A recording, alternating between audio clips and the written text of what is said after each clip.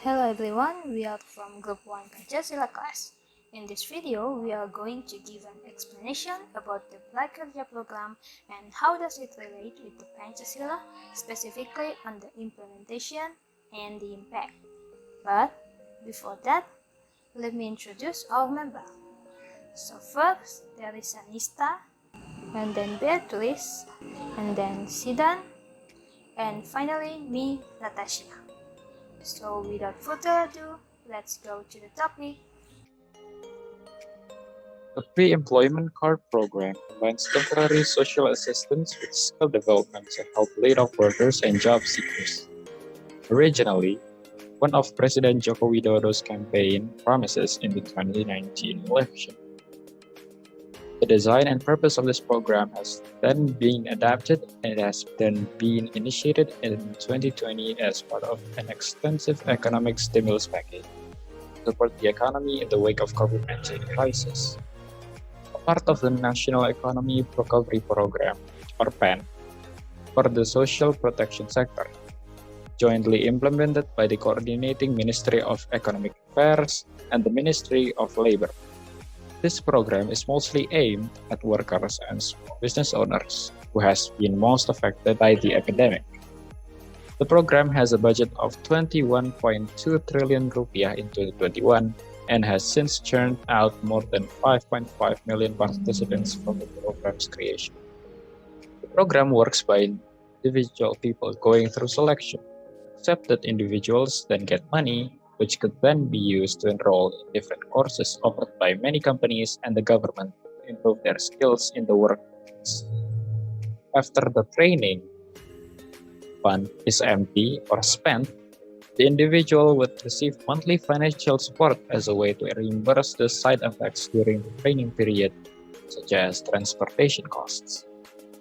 The individuals that are eligible to enroll in the pre-employment program are jobless people who are not attending formal education, such as people who is in university or high school, and non-government workers, all over the age of 18. Okay, now this is the impacts of the Pre-Employment Card Program. The Pre-Employment Card Program is one of the important programs that serves to prepare the community to face the challenges of the world. This program is said to be proven to increase competence, productivity, competitiveness, and entrepreneurial skills so as to increase income and opportunities for new jobs. These programs also can be a solution to overcome the scaring effect that has occurred due to the pandemic. And also the policy of providing the pre-employment cards is directed at encouraging the improvement of the skills needed, especially in facing the era of the Industrial Revolution 4.0 and digital technology. Next is how the program implements a 5 cores of Pancasila. How the program implements 5 cores of Pancasila. First, in the first sila, with the help of this pre-employment card, people should feel grateful to God, especially the unemployed who don't know what their future will be, like without this assistance. Second, with this program, it is hoped that all people, especially unemployed, can get a decent job in the future. Third, the government hopes that this pre-employment card can strengthen Indonesian unity by making its people find jobs and have a better life. Fourth, as citizens and citizens of society, every Indonesian person has the same position, rights, and also obligations, similar to this program which seeks to help people who still don't have job because they all deserve the help.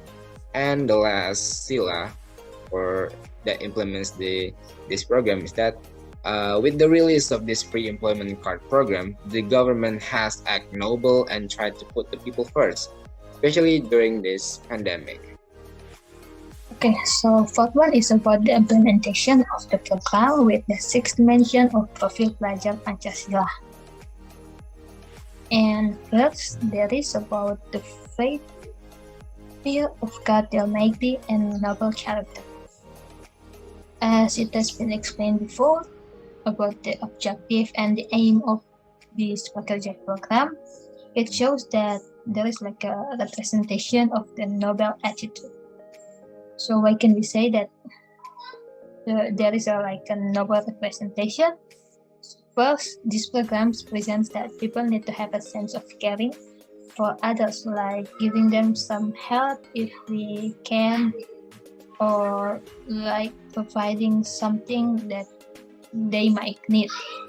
Second, Prakerja creates a sense of sharing with others through how they provide the information about the Prakerja to others. And third one, in terms of the state, the government shows that there is a sense of concern for their community by being aware of their condition, especially during the pandemic. Therefore, they innovate on this program to ensure that those in need can be helped. Second, there is a global diversity. So the government like this program can be spread throughout Indonesia and maintained to give an equal benefit for them who receive it. So this program can be a part in global diversity because in this Prakerja program, there are like several training courses that provide online training where some participants can gather and interact with the mentors and other participants through the Zoom chat or other platform. And in addition, this Prakerja program also doesn't limit the registration based on the cultural background, but this program is open to anyone by taking into account criteria such as being 18 years of age and over, looking forward for those who are micro enterprise. And the third one is about the mutual cooperation. So the government cooperates with learning or skill development institutions such as Chakap, Untaria, Tokopedia, and etc. Also, they cooperate with bank and platforms for e-wallet such as OVO, Dana, or GoPay.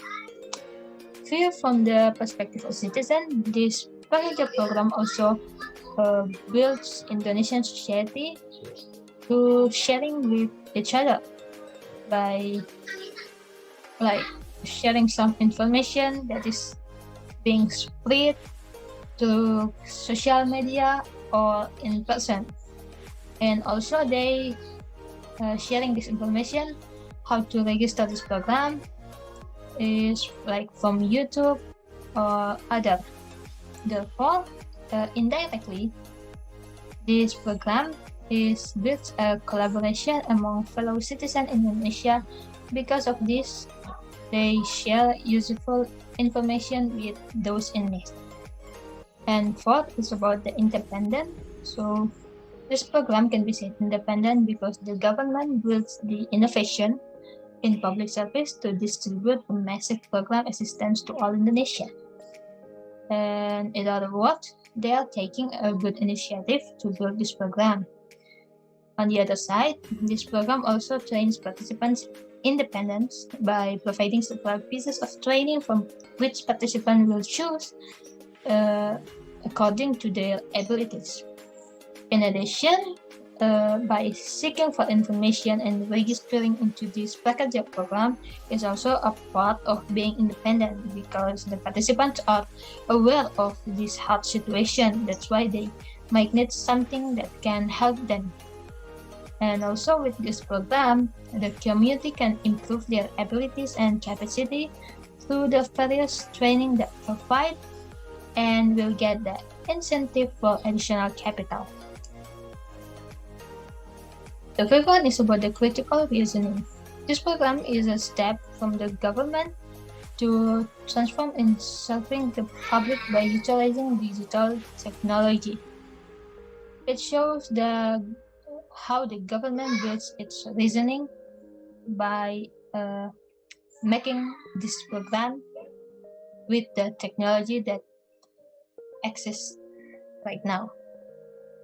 And also, by participating in this program, the community can be trained to think critically through the training provided. And in the training, there will be an exam given, and through this exam, the participants are expected to be able to answer each question correctly according to the material that has been taught in the training. and participants will be asked to reflect on their knowledge at the end of the exercise. In addition, the participants also need to choose the activity that suits their interests. In this case, the participants also develop their critical thinking to make their decision wisely. And the last one is about the creativity. So with the various training provided before, the participants are going to improve their abilities and skills. And through the selected activity, it can be seen that the several participants can increase their creativity by building a business through the knowledge that they have. For example, in this picture, one of the participants made a cloth mask and sold it through an online platform. So it can show that this program can encourage people to be active and creative by producing original works that are beneficial for themselves and those around them. So that is the implementation of the Profil Pelajar Pancasila with the Prakerja Program. Next are the violations. Present violations are scams to obtain personal data, irregularities in the program from the participants' eligibility, too much online course benefit and too little for the monthly cash assistance, digital platform did not go through appropriate procedures, and it is unable to be accessed by all. Potential of future violations include the enablement of accomplishing goals of employment, corruption, clashing motives, limited class options, or training options, and it could create dependencies based on the fund. The Pancasila principles are belief in one supreme God, humanitarianism, just and civilized humanity, nationalism expressed in the unity of Indonesia, consultative democracy, and social justice. How the violations ruin the implementation of the 5 core Pancasila. In terms of the first principle, the belief in one true God, people have been using this program in order to prey on the vulnerable, those who are financially vulnerable because of COVID-19. And this is not in accordance to religious values, as people are taking advantage of others and deceiving them by spreading a lot of links to unofficial sites and then making these people input their personal data, which is usually their name, their date of birth, their population identification number, which is from their KTP or NIK, their address, and the family card, the KK, which they then use to commit data leak crimes such as account hacking, registered loan account, online hacking, e-payment account, and data sales. And according to the second principle of humanitarianism, which is everyone is allowed to participate to gain benefits from government programs, there is an unequal access to the program due to the digital divide. So the program was actually curated initially to aim at informal workers and those who have been hit the hardest by COVID-19. However, according to the International Labour Organization, 55.72% of Indonesia's informal workers are unregistered, unregulated, and do not receive workers' benefits or social protection. Informal jobs like street vendors or ride-hailing drivers that depend on day-to-day customers have become very vulnerable because of the new social distancing policies. This is due to the fact that because of the measures that encourage people to stay at home, which results in a drop of number of customers for informal workers, leaving them to little to no income. Without income, they essentially become unemployed, and this creates a problem as informal workers do not receive surveillance pay or unemployment assistance. In a survey in 2017 by the Indonesia Internet Service Provider Association, it has been found that 21.72% of the total low socioeconomic status households have internet access. So we're talking about a majority of around 80% of the low-income households having no internet access at all, and the informal workers usually fall into this category. This means the program has essentially the potential to exacerbate the existing inequalities as the program leaves the poorest behind. In addition, according to the same survey, only 5.45% of those without any formal schooling use internet. And then a study done by the Asian Development Bank found that informal employment is linked to lower education attainment. So we're talking about most of the informal workers having no internet access at all to be able to sign up for the program itself, because the pre-employment program, like previously explained, is done through online sign up through the internet, and without internet access they have no way of reaching these programs at all. In terms of the third principle of Pancasila, which is a just and civilized humanity society, which deems that everyone should be able to access the program and should be allowed to sign up for the program itself. However, this is not true when we think about it in terms of the transgendered community. This is due to the fact that the KTP, or the identification card, and the family card is required for you to sign up for the program. In a study done with 430 Indonesians who identify as transgender from 11 provinces in Indonesia, it has been shown that they have faced significant decrease in income, falling from 4,300,000 rupiah to around 1,800,000 rupiah, while the average salary in Indonesia ranges around 3 million rupiah to 54 million rupiah. So they were earning slightly above average before falling to below average. They are one of the more vulnerable communities in our society due to the fact that they do identify as transgender and do not fit into the heteronormative categories that we have deemed normal in society. And like I previously mentioned of the fact that you have to sign up using your KTP or your family card, this has led to a lot of issues for the transgender community, as because a lot of them do face persecution due to how they identify themselves, and because of family judgment, a lot of them do run away from home after coming out as transgender, and in the haste of running away from home, they do not take any of these identification cards or the family card with them, so they are unable to essentially sign up for the program due to this itself. Furthermore, the family head has the authority to deem your KTP unusable and cancel it. So even if they do run away with their identification cards, their parents may think of them as disappointments and unlink the card essentially from the family and deem now that card is unusable for them to sign up for any program at all. In terms of the fourth principle, the issue is that the core issue has not been tackled at all. The fourth principle is consultative democracy, and what the people need right now is financial aid and not training. Because the core issue is not the fact that people do not have the skills to take on jobs, it's the fact that we don't have an economy strong enough to support all these people and support all these jobs. And as such, we are not really tackling the core issue, which is people need money in order to survive, and the lack of job causes for the lack of income, which causes for the downfall of the economy as the need for consumer goods reduces because people are strapped for cash. Furthermore, the program does not promise you a job at the end of it. What it does, it promises you that with further training, you'll be able to get better jobs instead.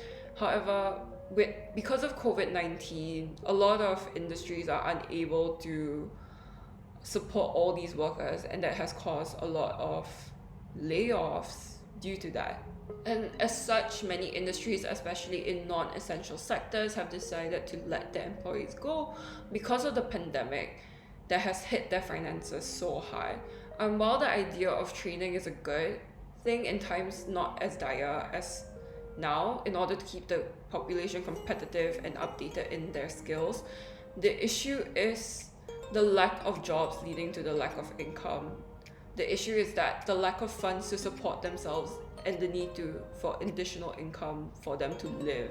In 2020, the government expects economic growth to reach a 21-year low of 2.3% that year, with a possible of 0.4% contraction in the worst case scenario. Providing cash aids to people affected by the outbreak can help them buy basic needs, thereby preventing demand from falling further and propelling growth from the consumer side. In terms of the first principle of social justice, there has been a lot of talk of corruption in the program itself. And furthermore, the ones truly profiting from the program is the private sectors. The digital platforms partnered with the government are benefiting massively from this program. This is because a large portion of public money flows into the private sectors when program participants buy courses from the digital platforms. In fact, 2 of the digital platforms are unicorns, which are companies with a value of over $1 billion, demonstrating that the rich are actually benefiting the most from the program, which can exacerbate the inequality. Furthermore, in studies by the KPK, which is the Anti-Corruption Commission, has also found that 89% of the 327 randomly picked courses were actually already offered as free courses on other learning platforms such as the Prakerja.org, which was established to challenge the pre-employment card program. So with all this said, truthfully saying, the ones truly benefiting the most from this is the private sector. The 6 dimensions of Profile Plagiarism Pancasila are as such. The first one being the faith, fear of God, the Almighty, and noble character, global diversity, gotong royong or mutual cooperation, independence, critical reasoning, and creativity.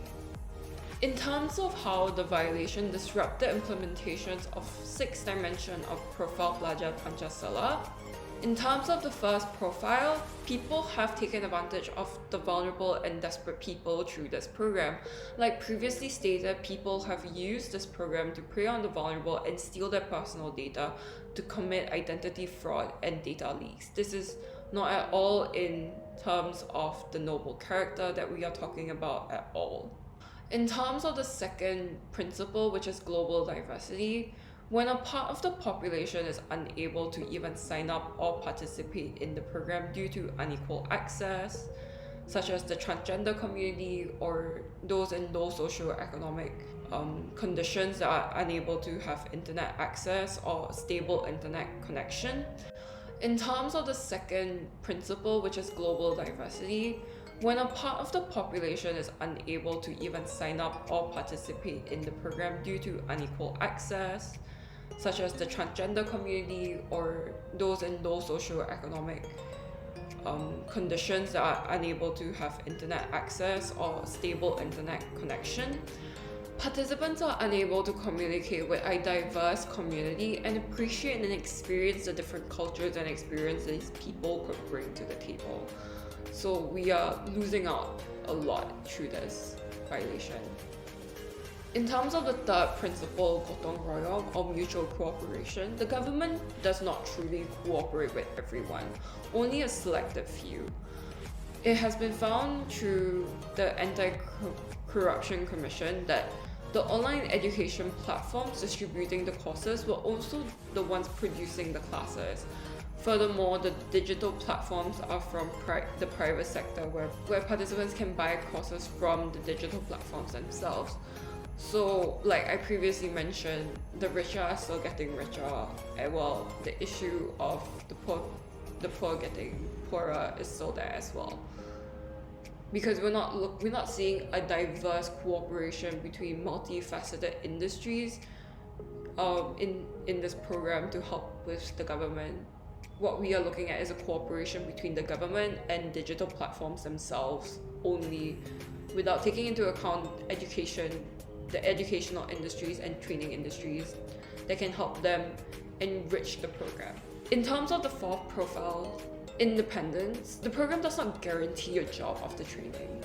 nor does it help increase the availability of jobs in the job market. Rather, participants can find themselves still reliant on aid money after the program, reliant on BMPT or food stamps after the program.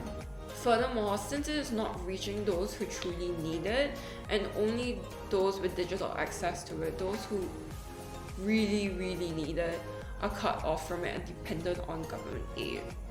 In terms of the fifth profile, which is critical reasoning, after analyzing the list of training classes curated by the program, the Indonesian Training Institute Association and the Ministry of Manpower states only around 250 classes out of the 1,895 offered fulfill the standards of online training.